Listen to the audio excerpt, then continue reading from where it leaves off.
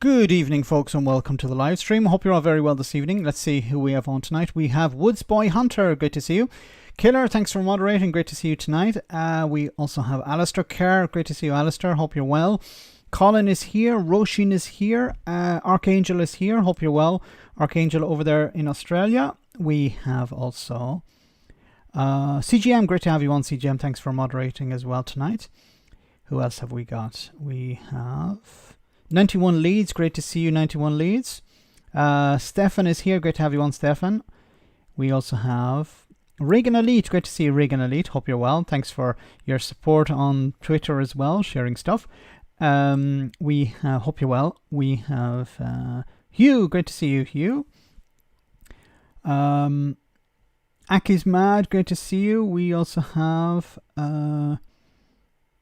Tiny Demolition Lover. Great to see you. We also have on Chris. Great to see you, Chris Fisher. Nick Walters is here. Great to see you. We also have did I say hello to Roshin? I don't remember. So many people on tonight, it's difficult to keep track. Cavan Lad is here. Great to see you, Cavan Lad. Julie Brown. Great to see you, Julie. Jared Mack. Great to see you. Papi La Kelte. Great to see you on tonight. We also have Torp. Great to see you. Try and say hello to as many people as possible. We have Bill Silver. Great to see you, Bill. Hope I didn't miss anyone so far. Viking President Stoof Doolad. Great to see you. Mandy Brown. Great to have you on, Mandy. Shell is here. Great to see you. Wolf Corgle. Great to see you too. Steve McMorrin. Great to have you on. George. Great to see you. Mick Bear. Asperger's Europe every day. And so many more. Hope you're all very well. Hope you had a nice week. And you're ready for the holidays. We're ready for the festivities. So this is the last show before Christmas, but we'll have some more before the new year. And probably do something special before we finish 2023. Maybe, and ask me anything. Maybe we could do something like that. But anyway, let's get into what we're talking about tonight. So a few things to cover. Rishi Sunak, immigration, story on Ireland, and Keir Starmer as a soldier. Which rank do you think Keir Starmer is in the army? And is he in the army, or is he in the navy, or is he in the Air Force? You decide. Please don't call him Rishi in the title. It's far too pally. Good point. Yes, call him Sunak. Yeah, becoming a bit like calling Boris Johnson Boris. So it shouldn't be doing that. I want to start off with this story here, a clip on Sky News. Prime Minister Rishi Sunak has been seen at King's Cross railway station purchasing seasonal treats, which are reportedly for key workers. By chance, there was a camera crew there. Yeah, just by chance, there was a camera crew.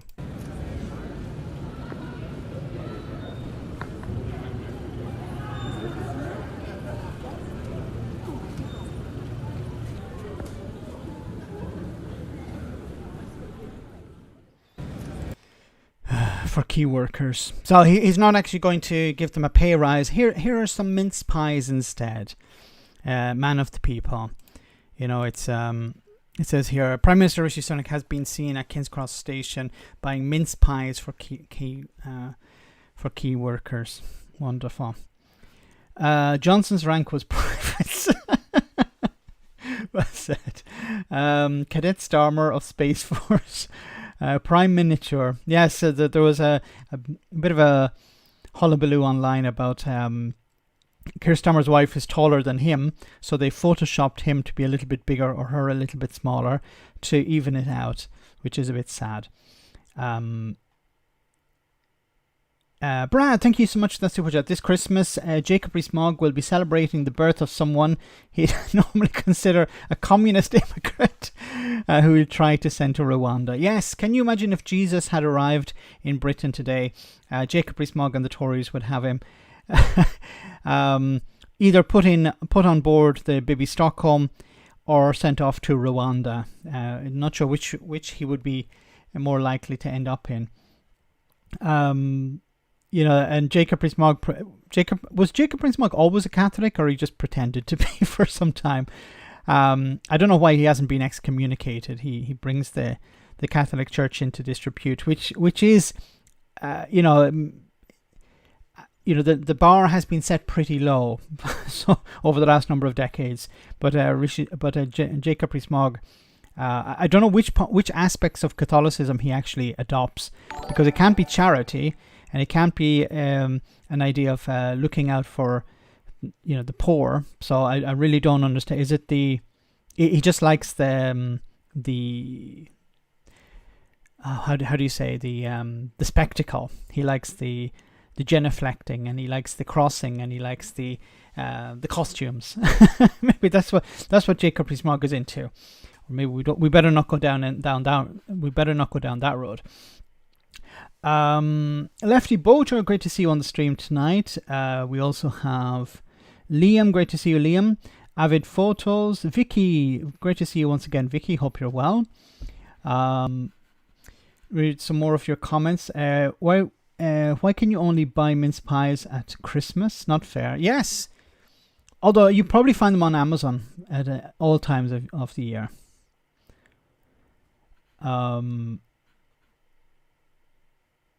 Hey, we completely screwed you for 15 years, but here's some crumbs from the table, paid for with your tax money. Yeah, I wonder, did he put it against his expenses? Put it against. How much did that come to? It's about £12, sir. Okay, can I get a receipt, because I need to put it against my parliamentary expenses. 12 quid is 12 quid. Okay. I'm not going to pay it out of my own pocket. Anyway, I wouldn't be able to, because I don't know how to buy stuff with credit card or with cash. I usually get the butler to do it. I don't want to buy mince pies at Christmas either. Isn't it strange mince pies don't actually contain mince? I think they used to back in Jacob Rees-Mogg's day, but they used to, I think it was leftover meat they would put inside the pie. I don't know if it was always mince meat, but and plum pudding doesn't contain plum, because plum used to be, the Victorians referred to raisins as plums. So that's why it's called plum pudding, but it doesn't contain plums. The concept of plums was completely different. Tories don't get taser. Great to see you on the stream. Anyway, let's move on. So Rishi Sunak questioned about family visa changes after Home Office climb down. This is all updated, so I need to find this new story. Where is this story?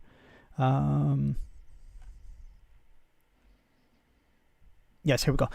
Labour says Sunak backtrack on family visa salary threshold. Another example of the tail wagging the dog. Labour's Lisa Nandy has also asked about Rishi Sunak's backtracking on plans to hike the minimum salary requirement for family visas. It emerged last night that the government has quietly watered down the heavily criticised measure. The threshold will now be increased to 29,000 in the spring, and then upped in incremental stages to the full amount of 38,700 in early 2025.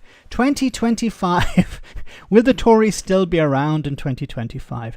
Will Rishi Sunak still be Prime Minister in early 2025? Now, it's possible that he could try and hold out until then, but there's two ways of looking at this. This could be an attempt to put the Labour Party in a difficult position, because when they take over, obviously they'd want to get rid of this, but the Tories would attack them for getting rid of it, because obviously they believe in open borders and mass immigration. That's what the Tories would say. It can also be the case that he's hoping that by 2025 he can introduce this, and maybe it will be more popular. I don't think so. Goes on to say, if Labour wins the next general election, they would be in power in early 2025, and the shadow cabinet is asked if the party would allow the rise to go ahead. She told broadcasters that Labour has been clear all along that the immigration policy has to be aligned with skills to address shortages here in the UK. Yes, but what about this increase in the visa threshold? That's why we said that all these plans that the Prime Minister has announced and unannounced and announced again and re-announced We'll go to the Migration Advisory Committee for expert view before we can take a decision. Should we be fortunate enough to win power next year? So she's sort of offloading the responsibility onto somebody else, the Migration Advisory Committee. I presume they would say, no, this would be a terrible idea. And then Labour can say, oh, see, it's not us deciding, it's the Independent Advisory Committee. So it's a way of blaming them and getting away with a decision that could potentially be used by the Tories as a stick to beat Labour. Peter, thank you so much for that super chat. Do Girl Scout cookies contain real? I hope not. Maybe they would be a lot more expensive if they did. Let's put it that way.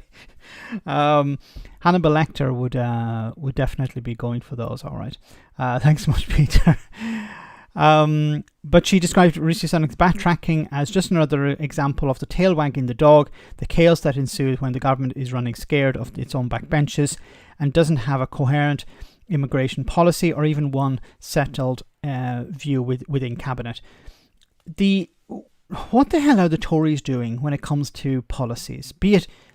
It seems to be any of these immigration policies. It's like, pull something out of Boris Johnson's behind, read it to the party and say, this is our new policy. How are we going to implement it? It doesn't matter. How much is it going to cost? Doesn't matter. We'll work some way through it. And that seems to be how they do everything since Boris Johnson took over.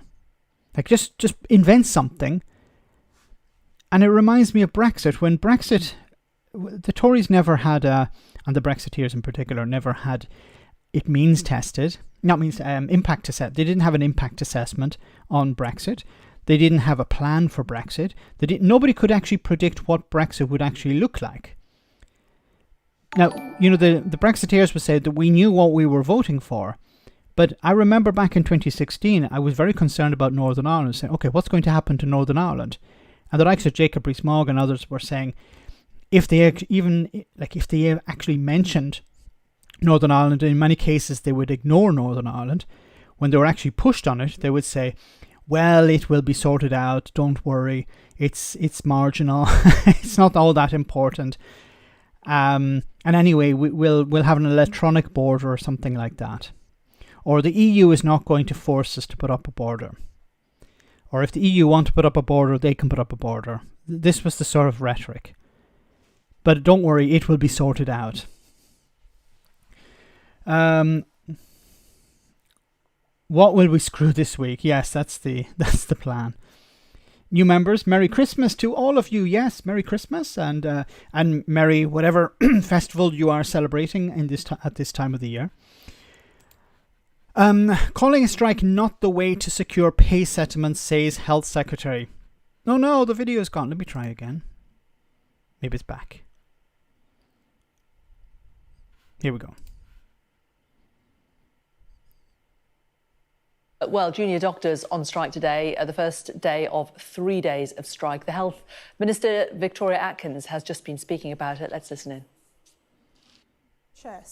Should be there for all of us when we need it. And what I'm worried about with this strike action, as we've seen in previous strike actions, we will have appointments cancelled. There have been more than 1 million appointments cancelled since industrial action started last year. Appointments are cancelled all the time.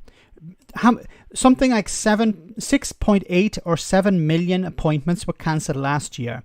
She's worried about 1 million due to strike action. Now, strike action is not good for patients who have to wait for their appointments or have to wait extra time for appointments or see their appointments cancelled. But what is the alternative? Because the ministers are not willing to speak to the unions. They're not willing to meet them halfway. And her response is, well, let's blame the unions for going on strike.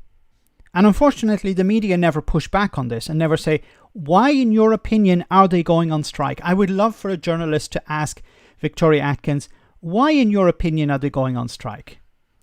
Because she probably dodged the question, but if she did eventually answer the question, she'd have to say, well, it's overpaying conditions. And then, okay, who's responsible for that pay and those conditions? Well, I am. So then why don't you sort that out? If you truly care about reducing the backlog, reducing the waiting list, ending the cancellations. Year. But also we know with emergency and urgent care that has real impacts as well. And so, as I've said throughout all my negotiations and discussions with the medical profession, I want us to reach fair and reasonable settlements. And I've managed to do that with consultants and with specialised doctors. No, you haven't. It has been. It's due to be put to the unions, the union members, but it hasn't. It hasn't actually been agreed yet. Oh, sorry, I missed the gifts. Thank you so much, and a Merry Christmas to Alistair, and a Merry Christmas to Hugh, Jim, Stephen, Jared Mack, Vicky, and Liam. Yay! You're all members of Discord now. Thank you so much. Thank you so much for that, Alistair. Very kind of you, as always. She's a liar, not uncommon amongst Tories, but this is a predictable beyond belief, yes. MPs are getting 8% pay rise and daily expenses rising to £360 per day. But ordinary people have to tighten their belts. Why are the English electing these people? Well, I hope people will not be electing the likes of Victoria Atkins at the next general election. Thought it was only elective surgery and appointments that are cancelled. Essential will go ahead. No, I think the junior doctors have said that they will make sure that essential surgery, yes, goes ahead. It will be just elective. As far as I know, that those will be cancelled.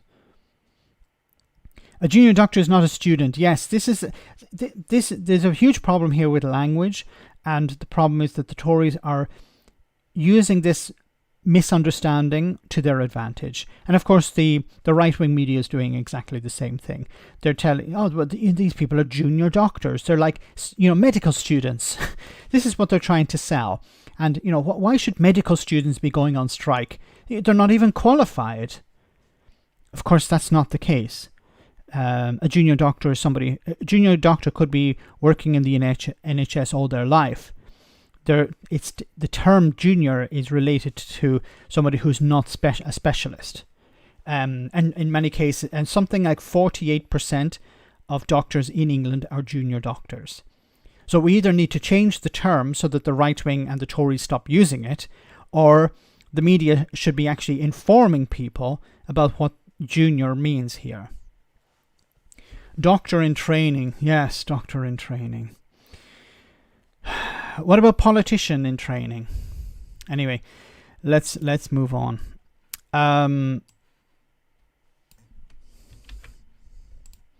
So when it comes to this idea of no, where is it? It's all gone. No, let me try and find it again. So Sunak's excuse for this. Sunak says family visa threshold will rise in 2025 following anger from Tory MPs. Rishi Sunak has, so I'll just back to this story for a moment. Rishi Sunak has said that the higher threshold for the family visa will rise in 2025 after he came under fire from Tory MPs for rowing back on plans to introduce it next spring.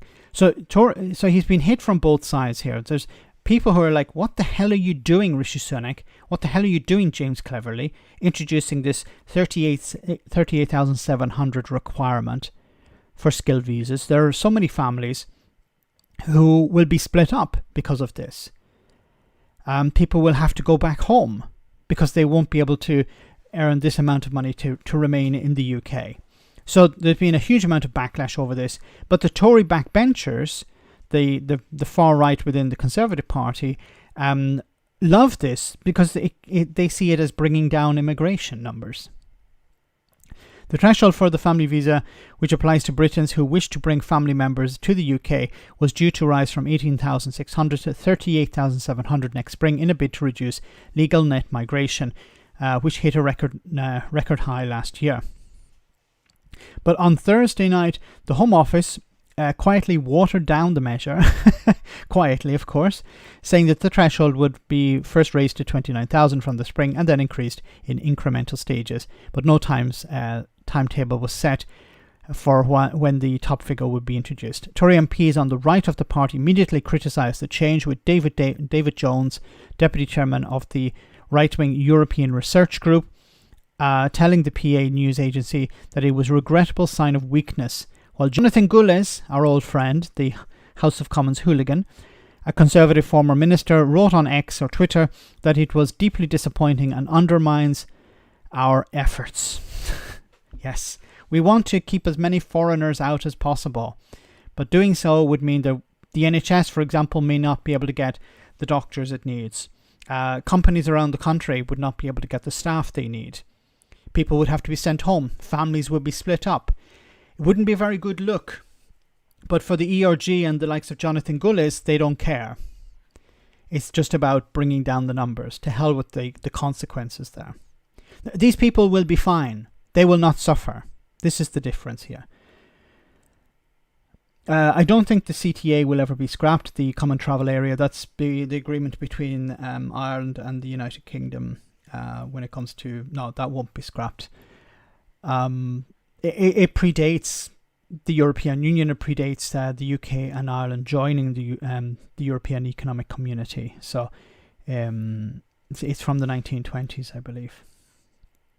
You can expect people to work full-time and need food bank. Only Tories find the situation perfectly fair. Yes. A guy at a bus stop today talking about strikes and how the tube drivers could be striking again soon and how they are paid more than nurses. I pointed out that that's because nurses are underpaid too. Yes, this thing of, nurses they're paid more than nurses. Why are they going on strike? Because nurses are underpaid as well. They're underpaid and the nurses are underpaid. But it's not only down to pay, as we saw with Mick Lynch from the RMT has pointed out many times. It's in many cases it's down to conditions, the contracts, mandatory redundancies, things like this are connected to the strike action. It's not just only pay. Most of the time it is pay, but it's also about firing staff and rehiring them through an agency. This allows the train operators, for example, to offload responsibility onto these agencies, so they can fire and rehire people as they wish, or just fire people as they wish. Because if you're working for an agency, well, you're working for the agency. You're not working for the rail operator, and the rail operator said, "Well, we don't need the staff. Let them go." Great for profits. Not good for the workers.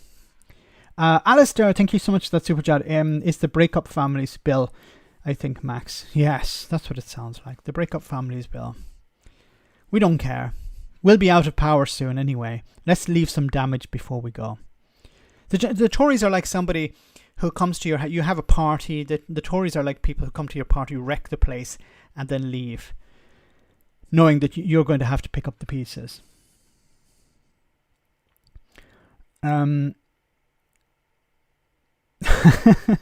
Biblically accurate angel. No, that's not true. Divide and conquer, yes. If Dickens was alive today, it was the worst of times. The Tories were in charge. Sadly true, yes. So just on the issue of strikes, just want to cover this story before we take a break. Calling a strike not the way to secure pay settlements, says Health Secretary. So we saw that there. So she is saying, no, it's not the way to secure. So I don't know why this appeared. My list of stories is all messed up. What we'll do, guys, we'll take a short break. I'll come back in just a jiffy with it reorganized, I promise. Let's have a listen to this first. Before granting you entry to the moon, I just have a few simple questions. Name the 3 men who first landed on the moon. Neil Armstrong, Buzz Aldrin, and the other guy. Yeah. Correct. How would you describe a full moon? When the trousers are dropped all the way to the ankles. Correct. What is the acronym of the famous American organization responsible for Man on the Moon? REM. Yeah. Name 3 effects the moon has on planet Earth. Tides, stabilising our orbit, and werewolves. Correct. When was the last time man walked on the moon? Michael Jackson's History Tour 2009. Yeah. How can you find the American flag here on the moon? Follow the footprints. Yeah. Why does the moon make earthquakes considerably worse? Because it has a dark side. Yeah. There have been many space missions to the moon, but who was the first to fly there? Frank Sinatra, I believe. He was. Yeah. Why is the moon always changing its position relative to Earth and Sun? It's just a phase. Yeah, I wouldn't worry about it. What was the main objective of India's recent mission to the moon? To get there before Pakistan. Correct. Finally, what is the purpose of your visit to the moon? Looking for a change of atmosphere. Yeah, hoping to decompress. Doomed up! Horror. Okay, moving on. Well, compared to the predictions at the beginning of the year, the economy has done better, and we've actually grown faster than our European neighbours like Germany, for example. Oh, Germany! Let's always focus on Germany because, Germany is not exposed like Britain when it comes to... Well, actually, it's worse exposed to than Britain is when it comes to energy prices, for example, because Germany was relying much more than Britain was when it came to oil and gas from Russia. So it's been very difficult for Germany to make this transition away from oil and gas from Russia. So this is why, but it's convenient to focus on Germany. Let's ignore other countries in Europe and let's focus on Germany because Germany's not doing so well.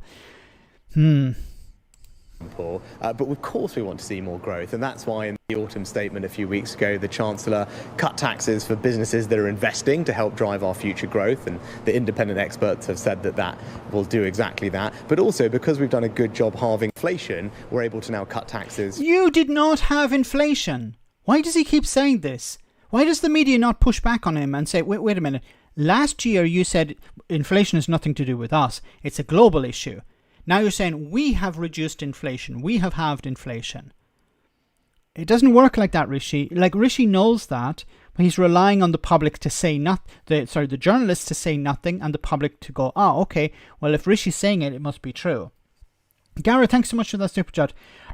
Junior doctors are just whining wokies who aren't even properly qualified, for fuck's sake. Anyone else find it odd the same isn't said about junior ministers? Yes, we should apply that to junior ministers as well. Thanks so much, Gareth. Well said. For families, and that tax cut is significant. It's a cut in the rate of national insurance from 12% to 10%, and it's kicking in just a couple of weeks in January, and that will help put more money in the pockets of families up and down the country. Okay, a question about visas. So what do you say to those on the right of your party who believe that regarding the salary threshold lowering, you're backtracking on efforts to curb record net migration? The levels of migration are far too high and they've got to come down, and that's why a little while ago we announced measures to do exactly that, measures that will reduce the amount of migration by 300,000, more than anyone's ever done before, and the biggest of those measures are kicking in again in just a few weeks in the new year, so they'll start to make a difference quickly. And regarding the salary for families, I think the principle here is absolutely right, that if people are bringing dependents into this country as part of their family, they must be able to support them. That's why we have a salary threshold for that. But they can support them before. If they're dependent, does he not know what dependent means? These people are dependent on somebody who's already in the country. Vicky, thank you so much for that super chat. Google overwhelmed. Claimant admits chemical weapons charge after job centre suicide attempt. For a horrible story, Max. I'll see about bringing it up maybe at the next live stream. I need to have a look at that story first. But thanks so much for that, Vicky. That sounds terrible. And I can understand what drives people to these sorts of actions, because if we look at what the DWP have been doing over the last 13 years, driving people to all sorts of lengths, and I covered a number of times, and I mentioned a number of times on the live stream and in the videos as well, when a story was brought up about somebody who had died because their benefits had been cut off, and this was brought up to Therese Coffey, the secretary, the DWP secretary at the time. She started talking about, well, you can apply for these benefits and those benefits, and completely ignored what she was being told. I think it was by Kay Burley, and just tried to continue repeating her narrative. Thanks so much, Vicky. I'll check into that. Now, we're increasing the salary threshold significantly, and we're doing exactly as we said we were doing it. We're just doing it in 2 stages. So why don't they actually think, okay, we have this plan, we want to introduce this new threshold. So the threshold will go from 18,000 to 38,700. Shouldn't they, wouldn't you imagine a government would ask around, they would ask experts, what would be the impact of this? Can we have an impact assessment? Before we implement this policy, let's have an impact assessment. No, they don't do that. They roll out these policies. Who thinks up these policies? Is it some idiot from, 55 Tufton Street? Say, yeah, implement this policy. This would be great. It will reduce immigration. What about the impact of it? Never mind the impact. What? So we'll go up in a few months' time, and then it will go up again, the full amount, in early 2025. So it's exactly what we said we're doing, we're just phasing it. There's a shortage of workers.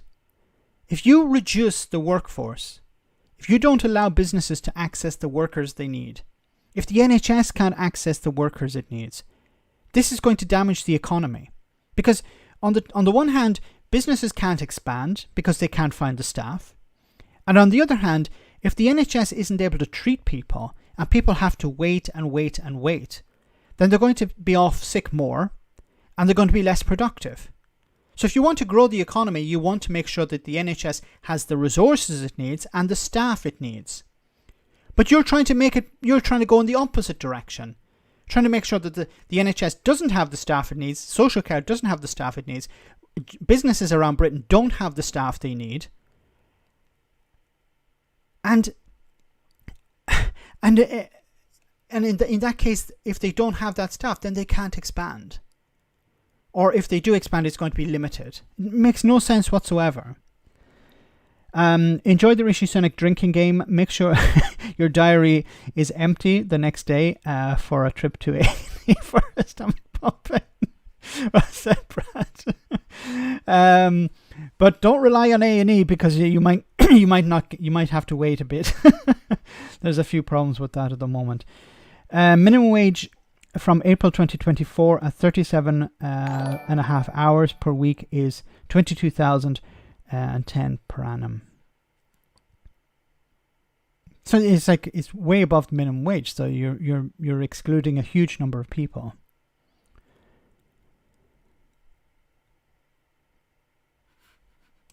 Anyway, we've heard enough from this guy. Let's move on.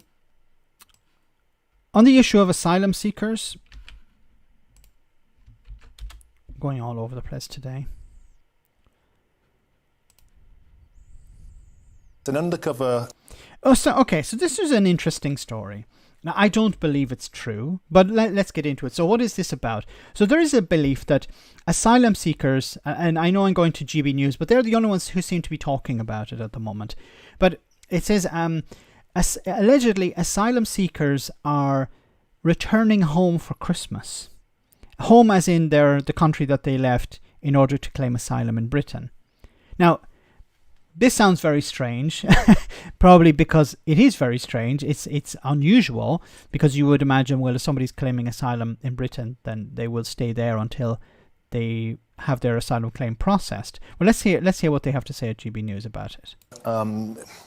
Chat with somebody at Luton Airport, a Border Force official, came out with an astonishing statement. And that is, people who are currently claiming asylum in the UK are going home for Christmas.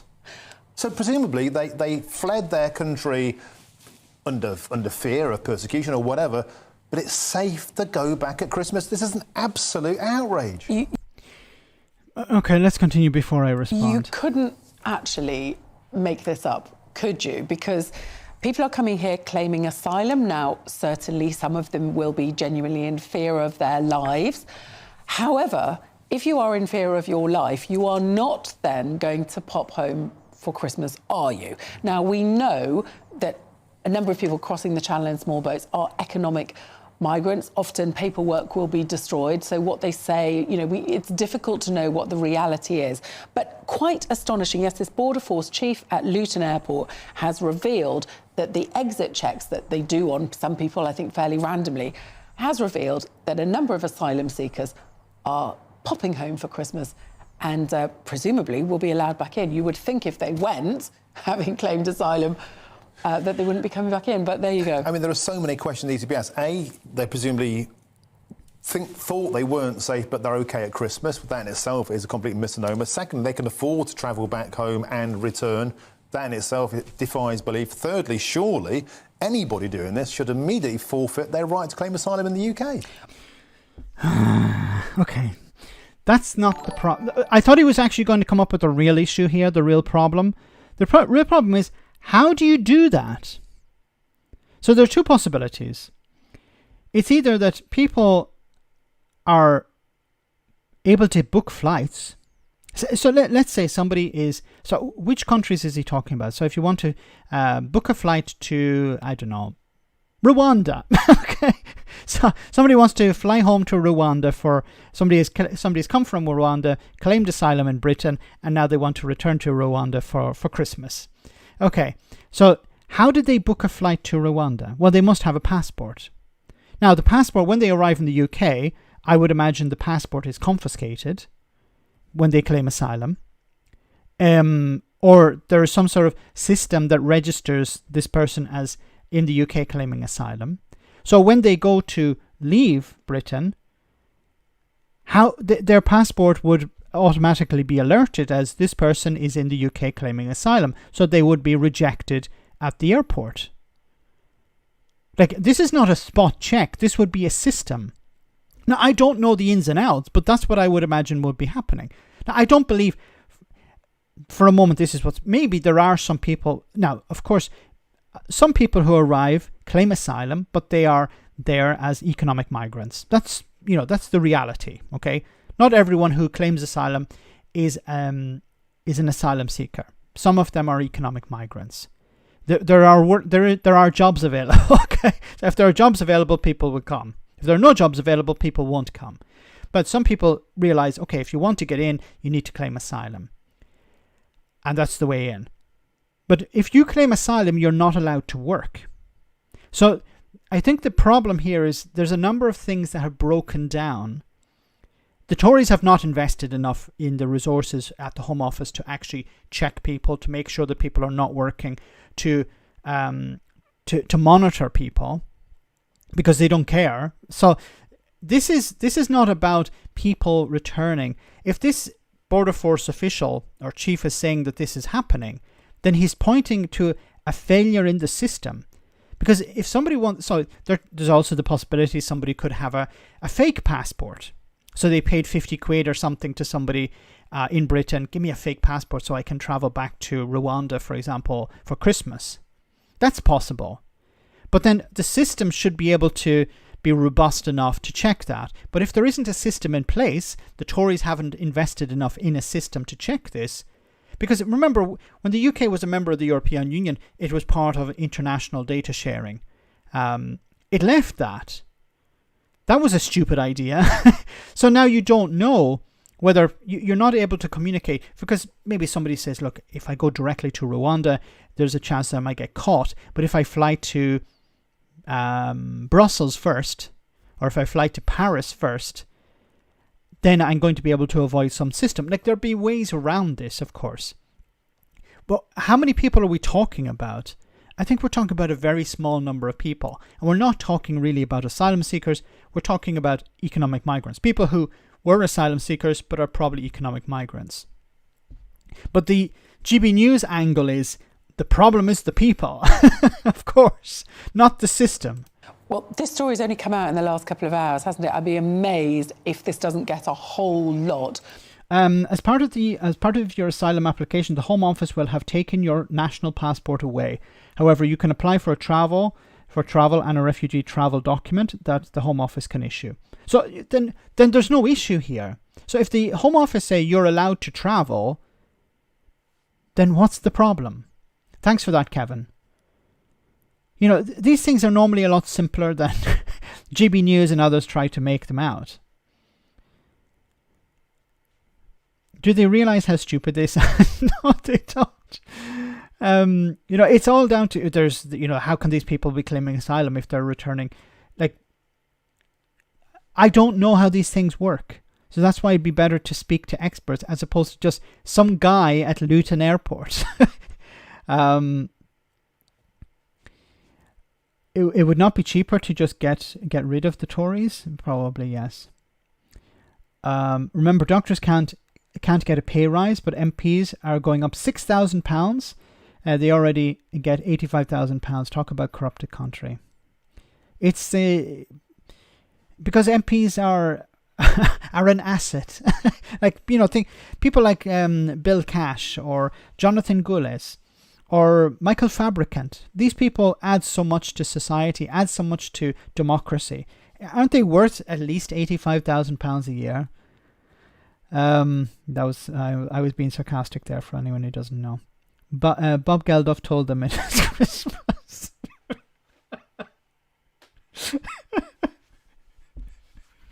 Oh my god. I should stop reading Jared Mack's comment because I end up getting broken. I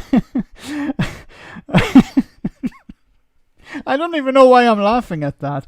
Plus the bribes, the gifts, and the second jobs. Yes. Longest flights are London to Hungary. That take about 5 hours and 35 minutes. London to Sharm el Sheikh. They would need a flight from those. Even if you're a far-right nationalist, how can you vote for this? 500 out and unlimited in. Pure bonkers.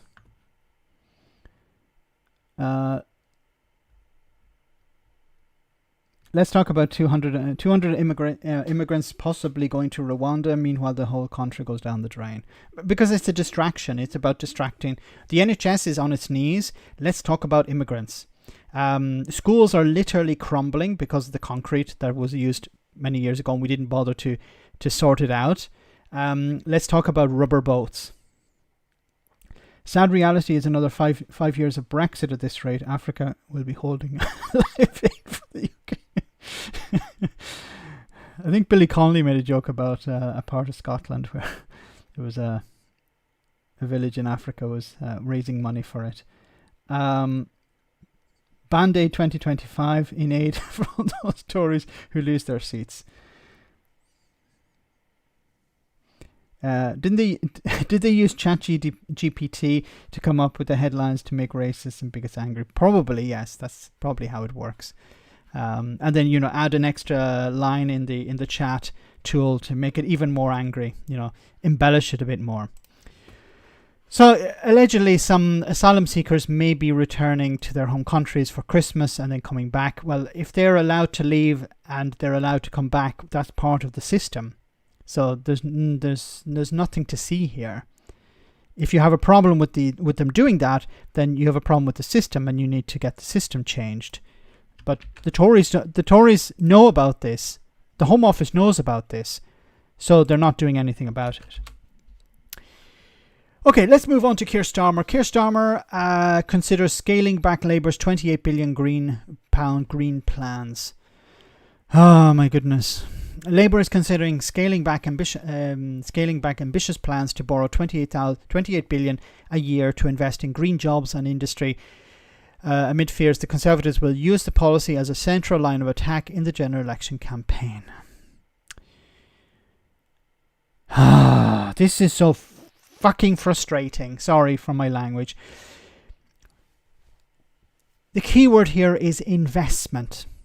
This is not £37 billion to be pissed up against the wall by Dido Harding. This is not hundreds of millions of pounds being handed over to Rwanda to build quote-unquote houses for asylum seekers. This is not about how much money was Boris Johnson planning to spend on something. Anyway, this is money that could be invested to create jobs. Create jobs, you level up communities. It's frustrating because if the UK does not invest in green energy and green jobs, other places will, and it will be left behind. This isn't a case of should we do it because of the environment or whatever. Even if you ignore the environment, you have to do it in order to keep pace with the European Union and the US and China, because they're the ones who are investing at the moment. the UK wants to lead in somewhere, if it wants to be even at par, it needs to be in parallel. It needs to invest. And when every time Labour comes up with a wonderful policy, it's like, oh, what could the Tories use against us in relation to this policy? Or they might complain that we're wasting money. Jesus fucking Christ! The Tories have been wasting billions over the last 13 odd years.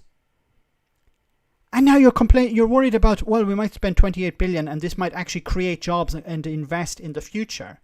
This is creating investment for the future, creating jobs, long-term employment, creating battery factories, green energy, renewable energy production.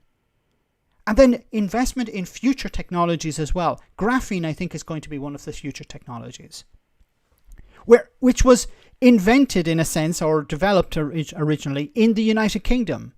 There are great minds in Britain, great inventors in Britain. And the problem is that there isn't a manufacturing base to take advantage of that. There are wonderful minds in Britain, great people who have great ideas, coming up with new technologies. And what happens? Somebody else manufactures that technology. Somebody else makes the big money out of it. Because if you don't have a manufacturing base, then somebody else is going to manufacture that technology. We've seen it I think that one of the most recent examples of this was ARM.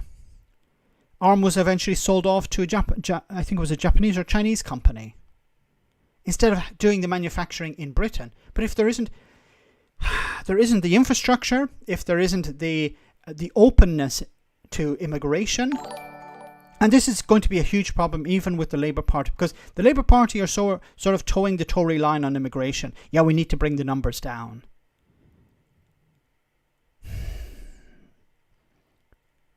If you look at Ireland is having problems, and it's not immigration problems, it's housing problems. But immigration is feeding into those problems. If the government were actually building enough houses, there wouldn't be an issue of immigration. But with an open society, if you welcome people in, you're going to grow your economy.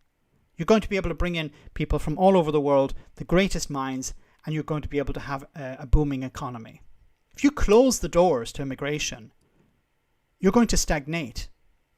And this idea of, well, let's water down 28 billion is a drop in the ocean compared to what is being spent in the US, China and Europe at the moment when it comes to green energy. And also this, well, we don't want the Tories to use it as a weapon against us. Then don't do anything. Just keep quiet. Say we won't have any policies. It'd actually be better if they said, we're not actually going to have any green policy, and then implement a green policy. Because if you're afraid that the Tories are going to use it against you, then, oh my goodness. Starmer's way too conservative. The next election is a slam dunk. For the swear jar, Max, thanks so much, Cavan lad. Sorry, no, just some of these things really, really upset me, because this is about creating jobs, long-term employment. This is creating high-paying jobs for the future. Young people need a future. This would create massive employment. If you create your own energy, you can become energy sufficient. Then you don't have to worry about Russia, you don't have to worry about Saudi Arabia, you don't have to worry about the Middle East or other countries. And it also mitigates some of the concerns people would have in regards to climate change. But no, we better keep the racists and bigots happy within the Conservative Party. Keep the flat earthers happy. Labour officials said that they intend to keep central parts of the green policy, but want to recast it in a way that allows them to stop talking so much about what they cost, focusing instead on what the policies will achieve. Oh my goodness. Roisin, thank you so much. Happy Christmas to you, Roisin. Thank you so much for that very kind super chat. Happy Christmas to you and your family and all in that part of Ireland where you are. I'm not going to say. Thank you so much. Very kind. One of our Father and the three Hail Mary. One of our Father, three Hail Marys. I never understood how the priest came up with. Did he have a scale? It's like, wait a minute, let me go to the page. Which page is swear word, swear. Okay, use this word. Was there a formula, an algorithm to come up with the punishment? or penance, I should say.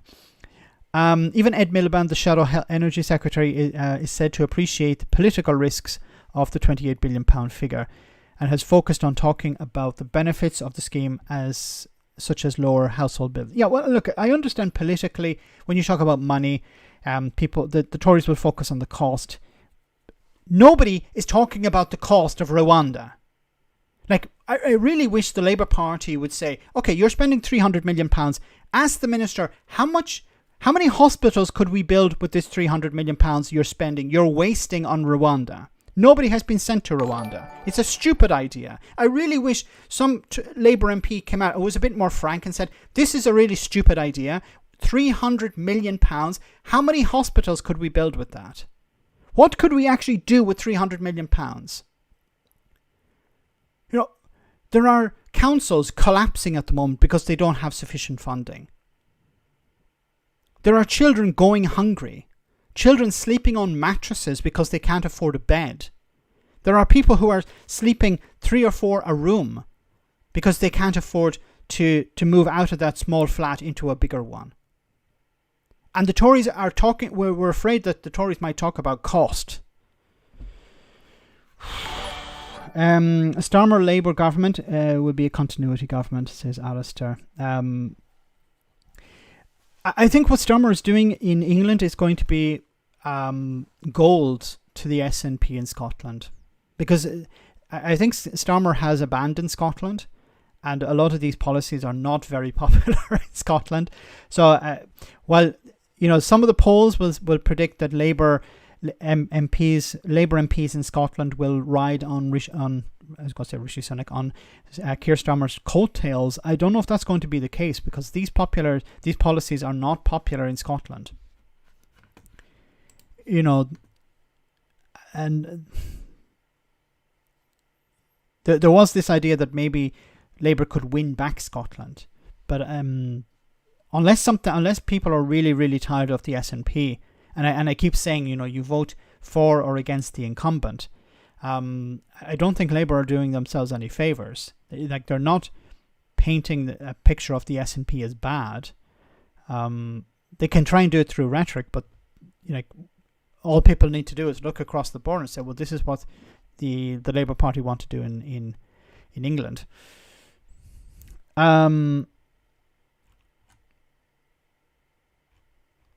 Spicy. Tories are just a bunch of Neros. Yes. They're happy to see the country burn. They're happy to see everything come crashing down. Look at how many bloody groups they have in their own party. You have the Common Sense group, you have the European Research Group, the Northern Group, the Southern Group, the what was it? Some of the other ones. The anti-lockdown group for a while. That was during the pandemic. But oh my goodness, they're all fighting amongst each other. Anyway, let's move on. There's a story before we finish. There's a story here about Keir Starmer. Can't get away from Keir Starmer. So Keir Starmer and Shadow Defence Secretary John Healey are at a NATO base in Estonia. Shall we look at this? You're probably saying, no, Max, no, I don't want to see it.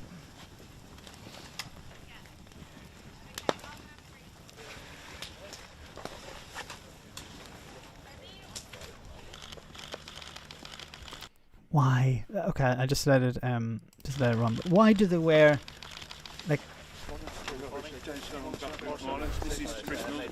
and it's not this is not a criticism of Starmer, because they're all doing it. Boris Johnson was doing it, Liz Truss was doing it, Rishi Sunak was doing it. They all dress up as soldiers. Why? Nathan, good morning, Nathan. We'll have a quick and then we've got a quick briefing for you. Right. So what we've got in here. You're 6 4. Quite a few. But this is our prime platform that we as other tactical command posts that are dotted around the back of the building. Very good. Can we offer you a tea or coffee? Love a coffee. Please. Thank you. So coffee. Like milk or sugar, sir? Just black. No.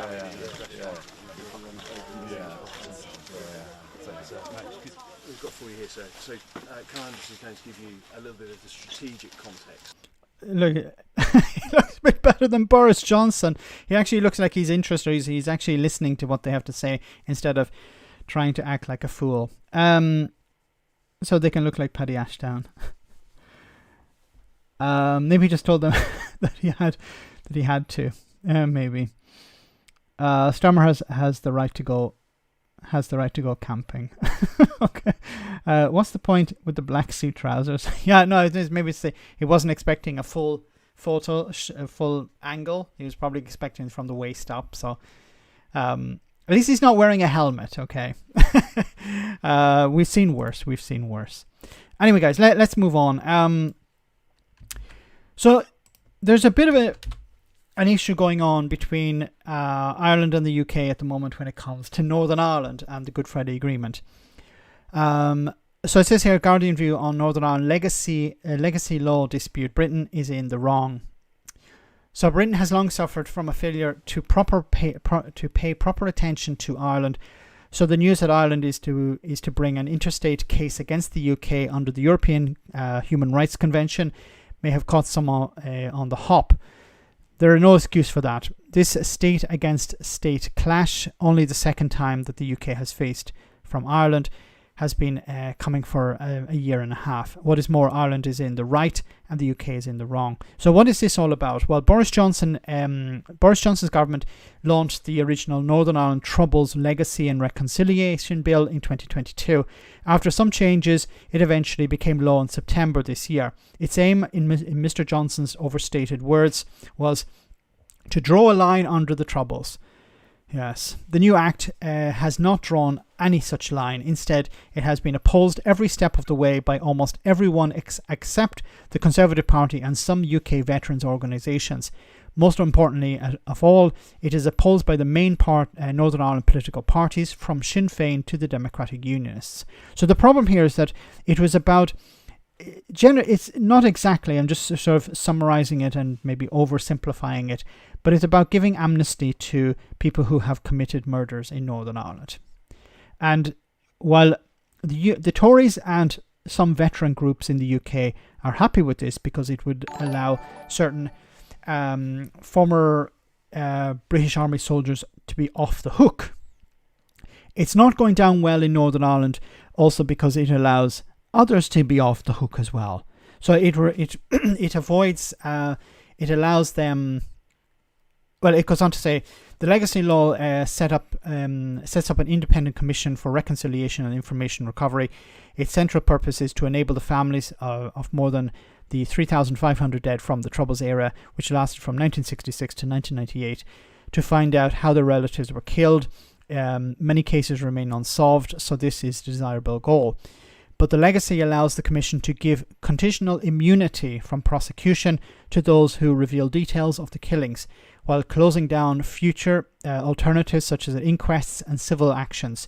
It is biased against victims' families. So this is why it's not winning support on the Republican side and on the Unionist side.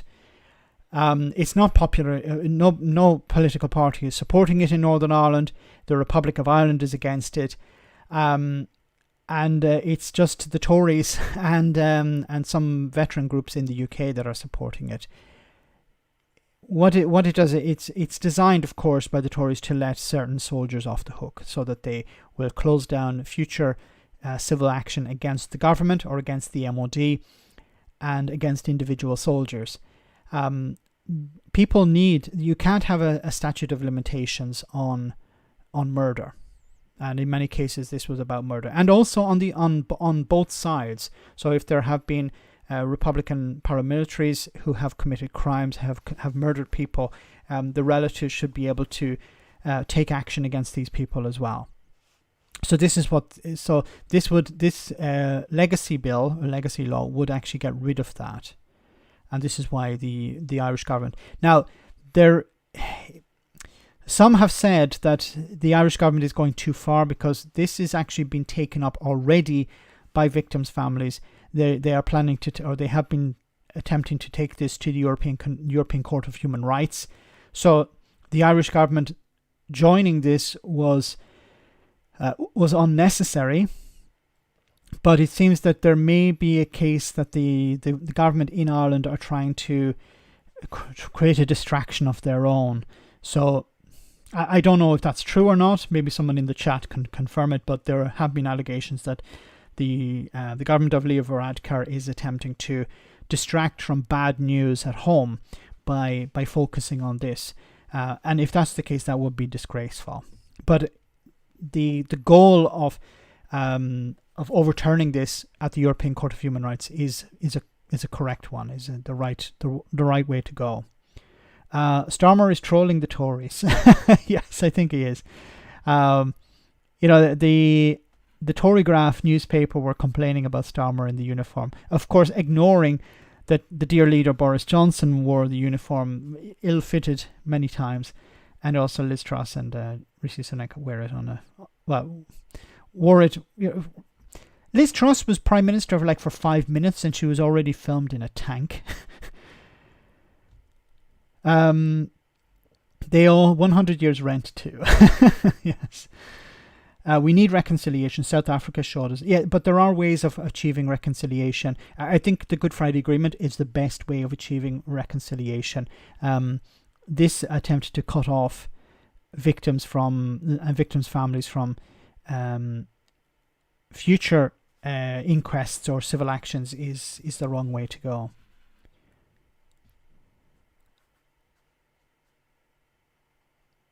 I used to work with somebody who once posted on Facebook, "I stand with Soldier F." I replied, "Why?" Her post disappeared after that. Because some people are like, well, it was okay for our side to kill and murder people. That's what it comes down to. We don't want our people challenged. When we murdered people, that was okay. When other people murder, well, we want to make sure that those people get punished. Truss in a pilot helmet. Top dumb. Liz Truss, the helmet in helmet. Well said. Agreed. Follow the law already in place. Yes, there's no need. But why are the Tories doing this? Once again, I think it's about protecting interests. There are people who maybe within the Conservative Party, members of I'm not talking about prime ministers or people like that, but potentially it could be embarrassment for certain people within the Conservative Party, people donors to the party, I'm not sure, or just there's pressure from veterans groups within the Conservative Party or outside being applied. Anyway, guys, let's move on. We're almost at the end. I just want to touch this final story here on Palestine before we finish for our last live stream before Christmas. So there's been a bit of a not clash, but a bit of a problem. Well, let's get into this anyway. Pupils should have been heading in for lessons. Instead, this. Education is a human right. Protest at the gates of Berkeley Primary in East London. And at the centre of it all, an 8-year-old boy. It started in mid-November when Yahya, whose face we've been asked to hide, turned up with a Palestinian flag sewn onto his sleeve in solidarity with his mother's family in Gaza, many of whom they say have been killed by Israeli bombs. We received a phone call from the school that he was not allowed, he would not be allowed playtime, and at lunchtime he was isolated from his year group. He was told he was not welcome back at school. Yahya's parents refused to remove the patch, so he's stayed home for 3 weeks. On Wednesday, the school decided to break up 2 days early. Imagine an 8-year-old child was constantly bullied. After videos were posted on TikTok calling for action. Protesters have accused the school of double standards. When the Russia-Ukraine conflict started, the school had a massive Ukrainian flag outside the school. He is Palestinian and the badge is his cultural and religious identity. There's been anger too that a letter was sent to the parents of pupils who've worn Palestinian colours, warning that extremist or divisive comments could lead to referrals to the Prevent team, which is focused on stopping people becoming radicalised or supporting terrorism. My God, what a mess. And I don't want to comment on what's happened. So I want to comment on why it's an absolute mess. And so on the one side, the school and I'm not picking sides here, but I'm trying to be as close to the devil's advocate as possible. Peter, thank you so much. Very kind of you. Thank you so much for that super chat. Merry Christmas and Happy New Year. Please keep going with all your good work. Thank you so much. Very kind so much for Peter, and a very Merry Christmas to you and your family, and have a wonderful New Year. But hopefully I'll see you before the New Year. So have a wonderful Christmas. Thank you once again. The flag itself is not political. No, so a flag, a recognized flag is not political. So it's an interesting story, an interesting situation. So what can the school do? So the school could say, look, you're not allowed to have any flags or anything like that without the permission of the school. So the school should be able to. The school could say, we decide whether you're allowed to wear a flag or not. On the other hand, if this is, if a child is wearing something that they feel, for example, are children allowed to wear football shirts to school? I don't know if there's a uniform or if they have to, because if he's breaking the uniform, you could say, well, he's breaking the rules of the uniform, but I don't think that was the case because he was wearing, I don't think they have a uniform. I don't know how you respond to something like this, because as was pointed out by the father or a relative or somebody there, they had a Ukrainian flag at the beginning of the war in Ukraine. So this could be, somebody could say, well, why are you allowing this type of flag but not this other type of flag? I think the solution here is to try and explain to people, like, no flags are permitted. So we're not going to fly the Ukrainian flag. We're not going to fly we're not going to allow the Ukrainian flag. We're not going to allow, not because we disagree with the politics, it's because we need to keep the place as neutral as possible. So we're not going to allow Ukrainian flags or Israeli flags or Palestinian flags, and we're not going to allow any flags. So anyone who comes to school wearing a flag, doesn't matter what the flag is, you're not, even if it's a union flag, we need to keep it out of school, because school has to be a place for a place for learning. We can have discussions about things, but it has to be a place where it's as neutral as possible. I think this has to be the way to go. If people want to protest, they have every right to do that, but it can't be within the school or within the school grounds. I think it's a very difficult situation for the school. It's a case of the school is trying to, the school is in an area where there are a lot of people from the Palestinian background, and or people who are allied with what's happening to the Palestinians, so they feel passionate and angry about what's happening, and they want to express that. But I think the school needs to have a strict guideline about what you can wear and what you cannot wear. It's the same as, should football shirts be allowed at school or allowed at work? Probably not. You should you try to limit this as much as possible. If somebody is wearing it, they're given a warning. Please take it off. Please remove it. If you continue to do this, you'll have to be suspended. These are the rules. We're not going to pick and choose which flags are acceptable or not. Or if there's a particular day can be set up where people can come and wear their flag. So we'll have a flag day or something like that where people can come in and wear their flag on that day. But I think it has to be controlled. It's not that I disagree with what the child was doing. It's just, I think for the school's sake, in order to maintain a level of peace and tranquility for all students, they need to have a strict line on this. But what do you guys think anyway? Wishing you all a Merry Christmas and a happy and peaceful New Year. Thank you so much, Romain. Yes, common sense. Where has it gone?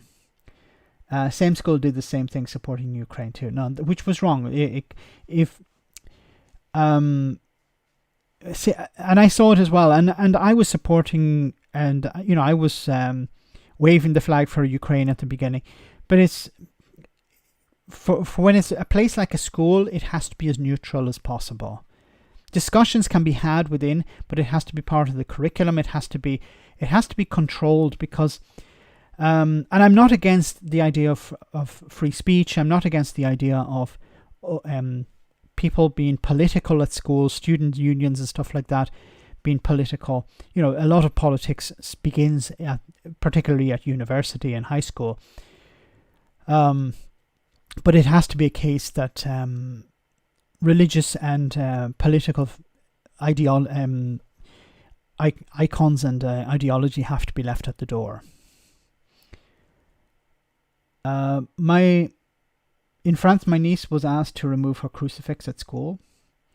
Well, it's understandable. It's in France. It's a deeply secular country. Max, Google Primark Belfast jumper in. Yes, I saw that. So this is a little bit more of a light-hearted story where, let me see if I can.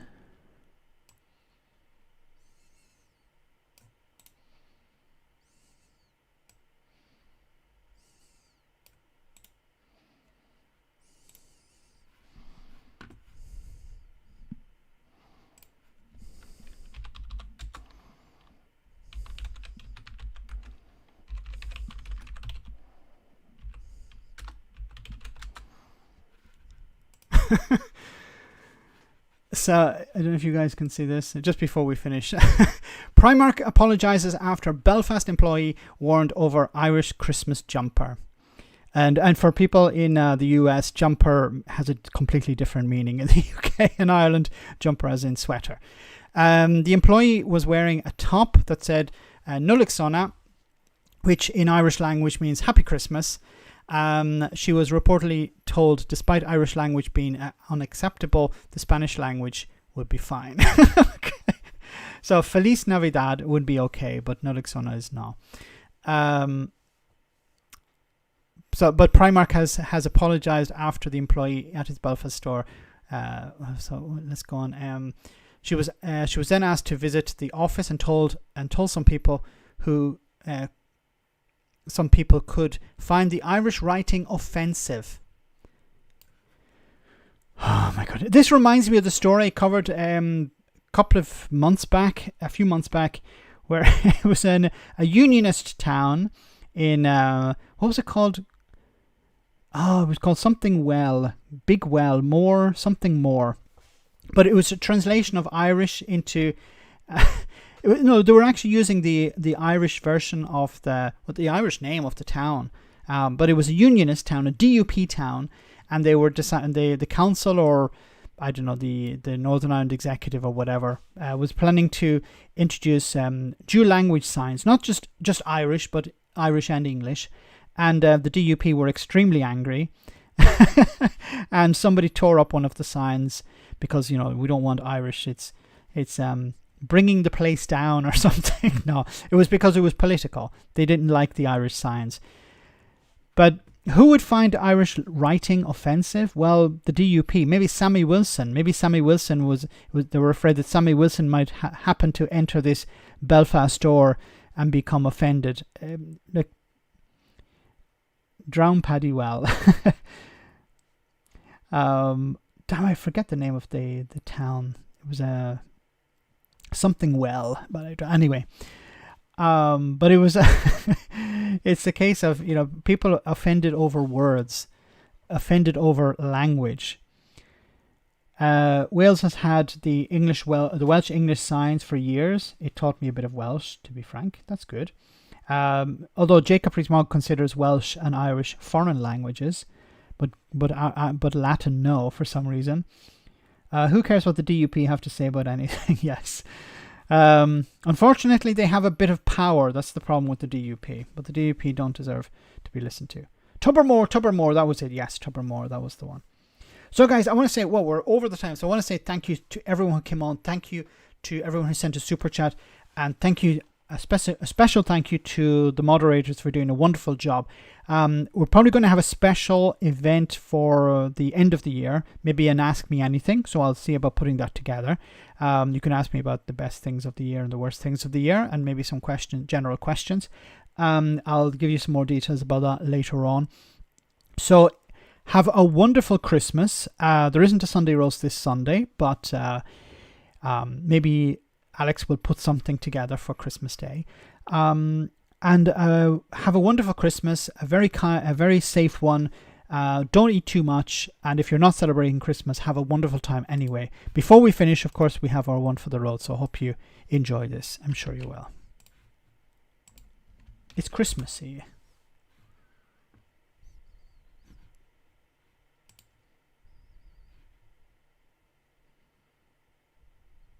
Please load.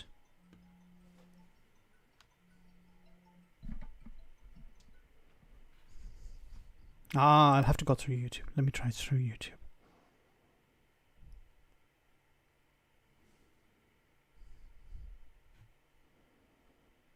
No, it's not working. I'm sorry, guys. So, no, it's not working. Oh, wait. Welcome to Broken News. The culture is out of control after Father Christmas himself was forced to step down from his position. His centuries in the role are over after a social media storm. Our reporter has more. Carbon emissions, and they claim his association with the Christmas tree industry, or Big Tree, means he tacitly supports deforestation. He's also been accused of racism after records showed he hadn't once given a present to a child who's a practicing Muslim or a Jew. Well, in a statement issued by his lawyers, the 400-year-old Mr. Christmas, who lives at a fixed abode determined by global magnetic field, said, "This is incredibly unfair. They claim that I break into loads of houses every year and eat a mince pie in each one. No one can eat that much, not even Mike Graham. They also say it's creepy that I watch people sleep, but again, they don't say that about Mike Graham." In response, his critics have said Mr. Christmas is a danger to other aircraft. Pissed off his bonce in charge of a sleigh, they say it's well known that he's downing in the region of 3 billion glasses of sherry every Christmas Eve before flight. In a statement, these same activists say, "This guy claims to be a saint, but runs what may well be an unpaid sweatshop of small people. He refers to them as elves, which is in itself a microaggression. Our investigations also raise animal welfare concerns. One of Mr. Christmas's reindeer has definite swelling and reddening of the septum, suggesting an over-reliance on cocaine to meet unrealistic work demands. When questioned, Mr. Christmas calls it magical Christmas fairy dust, but he can't fool us." Back to you. Thank you. Well, having been... Wonderful, wonderful. So, guys, have a great Christmas. I'll see you on the other side. Have a wonderful New Year if I don't see you then. And be safe as always. Good night. Take care.